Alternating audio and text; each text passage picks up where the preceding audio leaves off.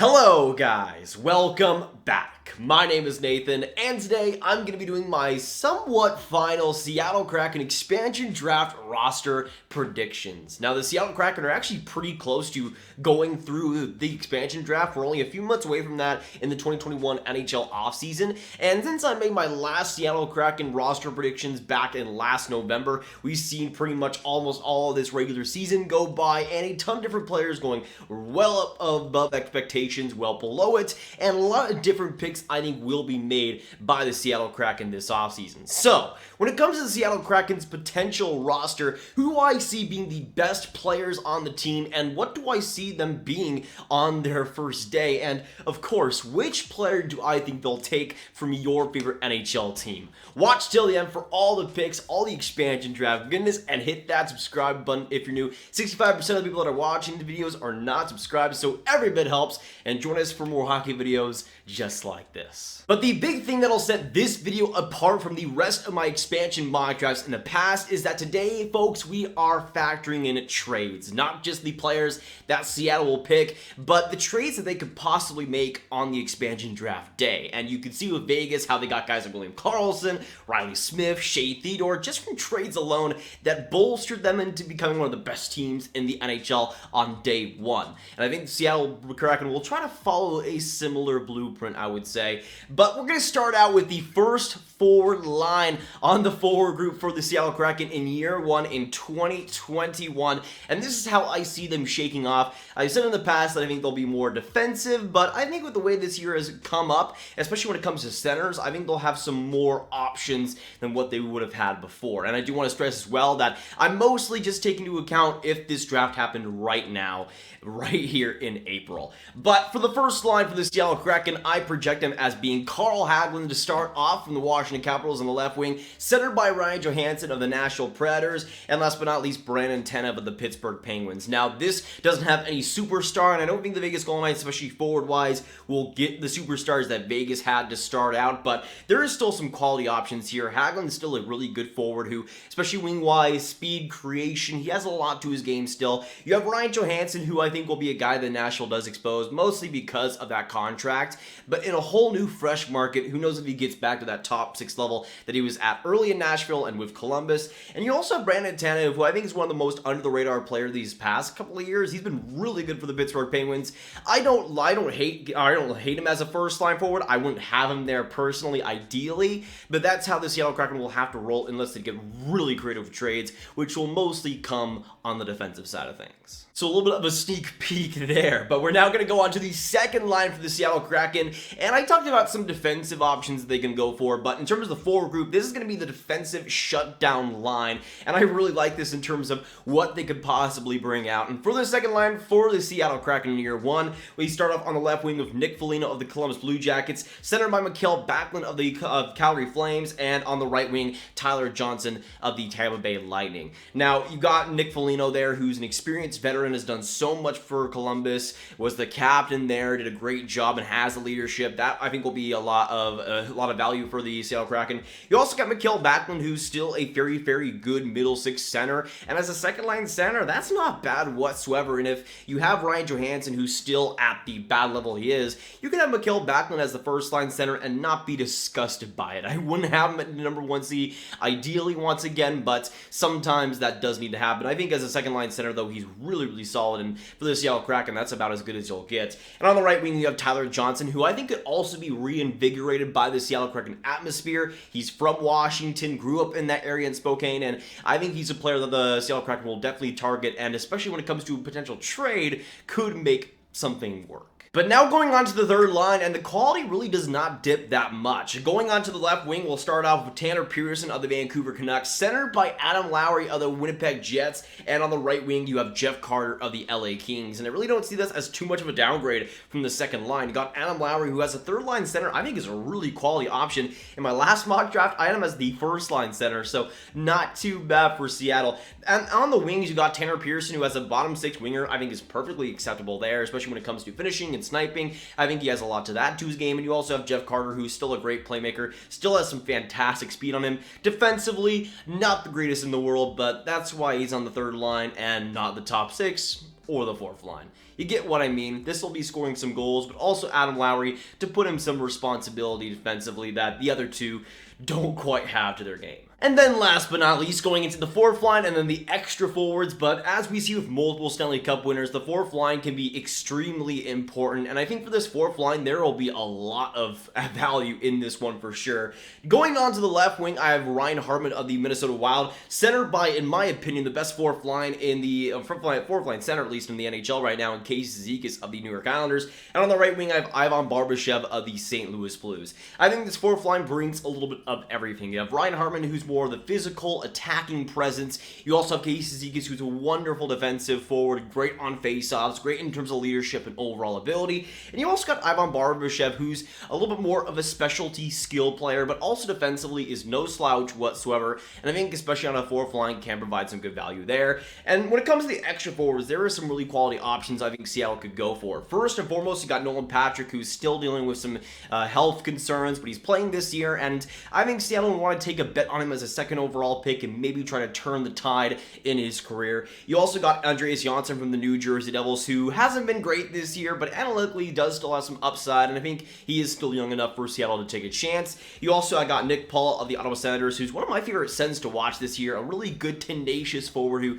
does not quit on any shift, and as a potential extra forward who can slot in at any time, I think he's a wonderful fit for an expansion team. You guys also got Alex Nylander of the Chicago Blackhawks, who had a season-ending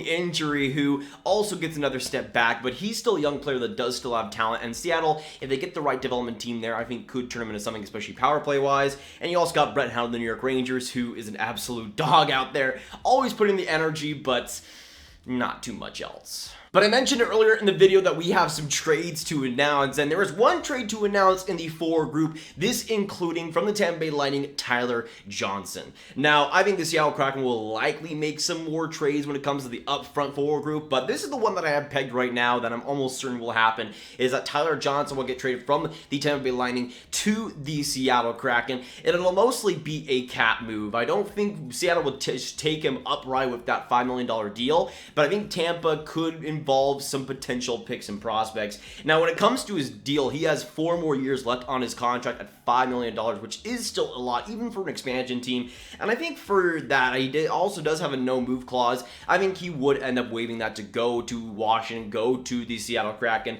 In exchange for Tampa, I think they'll deal a 2021 first rounder and a 2021 fifth rounder to get that contract off the books. And for Tampa, $5 million there. They're able to keep guys like Killorn, and I think that would be an amazing deal for them. They keep the core mostly intact and get that big chunk of a contract off the books. But now we can move on to the big time defense, and it probably won't be as good as the defenses I projected in the past, but this defense still has a lot of value to offer and a lot of skill too, especially defensively, where I think the Seattle Kraken will once again try to really target. When it comes to the first pairing on defense, I have Jamie Oleksiak of the Dallas Stars.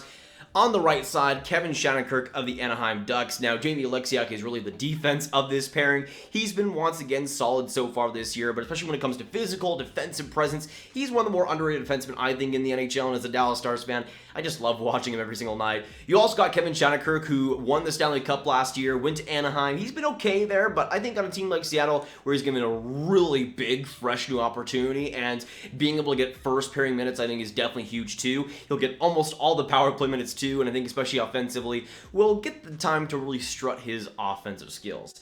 But we're now going to go on to the second pairing for the Seattle Kraken, and honestly, this has upside to be maybe their best pairing out of them all. Going on to the left side, we have Brett Kulak of the Montreal Canadiens. On the right, Colin Miller of the Buffalo Sabres. Now, first things first with Brett Kulak. He, in my opinion, is one of the most underappreciated defensemen out there. One of the smartest defensemen out there. Uses his stick incredibly well, and defensively is just on almost every single night. He's not going to put up amazing Norris Trophy point totals, but I don't think that's the point when it comes to Kulak. He's a guy that on a top 4, I would love to have him if I'm an expansion team. And you also got Colin Miller, who in the whole Buffalo situation has not been that terrible. He hasn't been great, but when it comes to his play in Vegas, which is what I really look at, he's a player who came out of the expansion team, was great as a top 4 D-man, and then went to Buffalo. I think he'll go to Seattle and be once again in a top 4 form. But now going on to the bottom pairing for the Seattle Kraken, and this has some pretty good offensive and defensive upside. Going into the third pair, starting with Jake Bean for the Carolina Hurricanes on the left side. On the right side, I go Justin Holl of the Toronto Maple Leafs. The Maple Leafs might end up keeping Holl. It just depends on who they end up protecting on the forward side, but there's a lot of surplus there, and I think they'd rather have Kerfoot and Wayne Simmons together than they would have Holl, at least when it comes to the next couple of seasons. We'll see, but on the third pairing, I think he definitely works. And when it comes to the extra defensemen, at least, we'll start with Erik Johnson of the Colorado Avalanche, Caleb Jones of the Edmonton Oilers, Jeremy Lauzon of the Boston Bruins of the Buffalo Sabres, and then Gustav Lindstrom, defensive prospect from the Detroit Red Wings. Now, I actually have 3 trades to announce when it comes to the defense core for the Seattle Kraken, and when it comes to both players coming on and also cap trades involved here. Now, the first one I want to talk about here involves the Edmonton Oilers, and this deal is a deal to protect Oscar Klefbom and Tyson Barrie. Now, I think in the actual expansion draft, they will likely extend Tyson Barrie, protect him, but also make a deal to also not have Seattle take Oscar Klefbom, because they're already going to be protecting Ethan Bear and Darnell Nurse. Now, when it comes to the actual deal here, I think the Edmonton Oilers will trade forward prospect Raphael Lavoie and a 4th rounder to make sure that Edmonton ends up picking Caleb Jones, who they've already kind of moved on from. I don't know why. He's a great young prospect, and I think will be great for Seattle. And when it comes to the next trade, this one is involving one of the big ones in Johansen from the Colorado Avalanche, who is one of the big expansion draft exemptions. He has a full no-move clause. He makes $6 million for the next 2 seasons, I think, and is a big anchor for the Colorado Avalanche. Right now, he's on the LTIR, but he's a guy that I think Colorado will definitely need to move, and I think it kind of involves this whole trade. Now, for Colorado, they will trade Johnson they'll trade Johnson and kind of make Seattle forced to keep him, because they have the option of getting Ryan Graves if they want, because they're already protecting guys like Girard, they're already protecting guys like Cale Makar, and either one of Graves or Erik Johnson will have to go. I think Colorado will make Johnson be the guy, though, and keep Graves, keep that core intact. When it comes to the actual trade itself, I think Colorado will trade a 2021 first rounder, a 2023 second rounder, and Martin Kaut to make that deal happen. They keep their young defenseman, which I think is the big thing, but it will be a pretty hefty asking price and the biggest trade that Seattle does make. Now, the last trade I want to talk about here involves the Minnesota Wild, and this one, of course, involving around Matthew Dumba, and this one is to protect Matthew Dumba. Now, Minnesota will want to keep their top 4 defensemen right now, and that is perfectly acceptable for them for sure. You got Jared Spurgeon, Ryan Suter, Matthew Dumba, and on the other side, Jonas Brodin as well, and I think they'll want to keep that top 4 intact. In order to make that happen and force Seattle to pick a guy like Ryan Hartman, they'll end up exchanging Adam Beckman just by himself. Good overall forward prospect who lit up the WHL last year. I think that's what Seattle will definitely ask for. He's a guy that they've already scouted quite a bit. He was with the Spokane Chiefs playing in Washington, and I think that's a prospect that Seattle will definitely want to get their hands on. It is a hefty price, but they keep their top 4 intact and keep one of the better defensive cores intact too, which for Minnesota right now is a team that could be competing in the playoffs. I think is definitely important for them too. But now we can go on to the main goaltenders for the Seattle Kraken, and the Kraken have a ton of interesting options, a lot of them involving some pretty big contracts, but I still think Seattle is pretty flexible here. We'll start out with the starting goaltender and start out with Arizona Coyotes starter in Antti Raanta. Now, it's pretty obvious that the Coyotes are going to end up protecting Darcy Kemper, which leaves Raanta as a free agent, but also a guy that I think Seattle will want to bring in the organization and make the full-time guy. He will be one of the better goaltenders just in general in the free agency, but I think Seattle will kind of bring him into the franchise, bring him into that culture, and make him the #1 guy. But I also have 2 other goaltenders who I think will do quite well there. I have Chris Driedger of the Florida Panthers, who obviously flirted with the no-move clause on Sergei Bobrovsky, will have to protect him, and unless they make some other trade, which I really don't see happening with guys like Spencer Knight coming into the organization, I think they'll likely let go of Chris Driedger, and I think Seattle will love to have him. Great stats these past couple of years, and as a backup, he has had a great pedigree so far.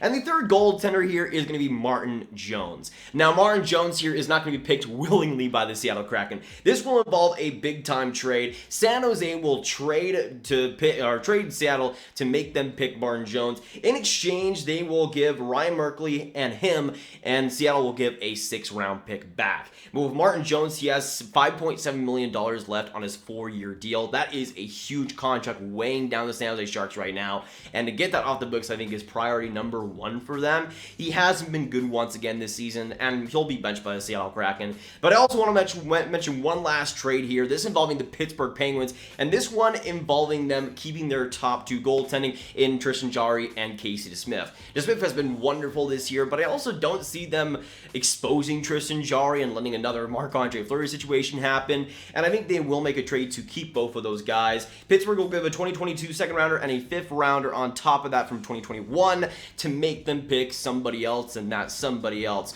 will be Tanev. But that is pretty much it for my almost final Seattle Kraken roster predictions. I'll make one of super close to the actual expansion draft, probably a month before, so I get the full in-depth one with the full offseason. But hopefully you guys enjoyed nonetheless. If you did, hit that like button, hit that subscribe button, and hit the notification bell if you haven't already. Comment down below what you agree and disagree with my picks, and who do you see your favorite team losing in the expansion draft? How do you see Seattle's roster looking on day one? Let me know which trades you think they'll make as well. Make sure you share this video with friends, get it out there, boys, and click on this card for all my Seattle Kraken expansion roster predictions, everything in one playlist. So click on that if you're interested, and I'll see you in the next video or stream, everyone. Have a fantastic day, and goodbye.